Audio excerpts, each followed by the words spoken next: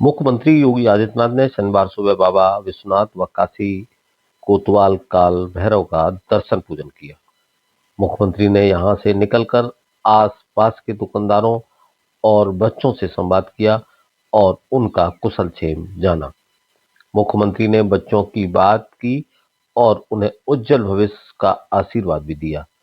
इसके बाद मुख्यमंत्री योगी आदित्यनाथ ने प्रदेश भर में काशी के स्कूल चलो अभियान की शुरुआत की।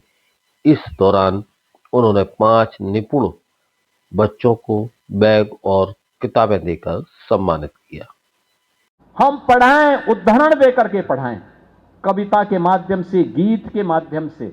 अगर आप उन बच्चों को बताएंगे, छोटे छोटे फॉर्मूला बना करके समझाएंगे, वह बच्चा आसानी से समझ जाएगा। अब रटने की परंपरा नहीं, अब तो कौशल युक्त ज्ञान से उस व्यक्ति को युक्त करना, उस बच्चे को युक्त करना है। इसके लिए आपने देखा होगा अनेक प्रकार के कार्यक्रम चल रहे हैं। हम भी इस अभियान के साथ जुड़ सकेंगे तो राष्ट्र निर्माण के उस कार्यक्रम का हिस्सा होगा, जिसके लिए आदरणीय प्रधानमंत्री जी पूरे देश का आह्वान कर रहे हैं और एक पवित्र कार्य है। याद रखना, हर व्यक्ति के सामने बड़ा बनने, यशस्वी बनने का अवसर आता है।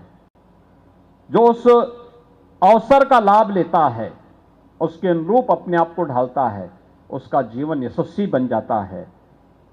और जो उससे वंचित होता है, वो जीवन भर अपने कृत्यों के लिए अपने आप को कोड़ता रहता है।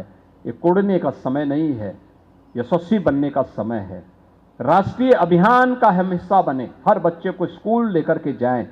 इस कार्य के साथ अगर आप जुड़ेंगे तो वह बच्चा जो पढ़ लिख जाएगा, संस्कारित होगा, वह आपको सदैव स्मरण करके आपके प्रति कृतज्ञता ज्ञापित करेगा। और जब कभी भी जीवन के किसी मोड़ पे आप भी उससे मिलेंगे तो आपको भी वह सम्मान देने देगा, आपको भी आपके प्रति भी एक कृतज्ञता का भाव उसके मन में होगा।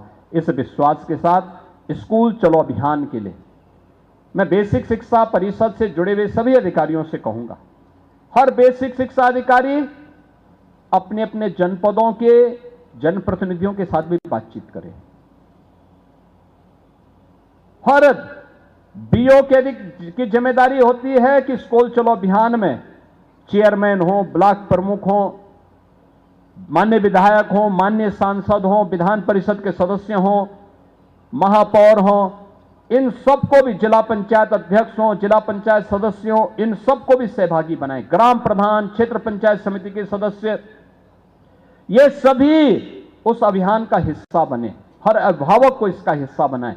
अगर आप बना पाएंगे तो यह एक जन आंदोलन बनेगा। आपके कार्यों को लोग एप्रिशिएट करेंगे, उसकी सराहना करेंगे। स्कूल का वातावरण आध्यात्मिक बनाइए, अराजकतापूर्ण नहीं। परस्पर संवाद कैसे होना चाहिए, उसके अनुरूप अगर आप इस कार्यक्रम को आगे बढ़ाएंगे, बच्चों के सर्वांगीण विकास की दिशा में आपका प्रयास, यह देश की प्रगति के लिए, भारत की समृद्धि के लिए, विकसित और आत्मनिर्भर भारत की संकल्पना को साकार करने में एक बड़ी भूमिका का निर्वहन करेगा।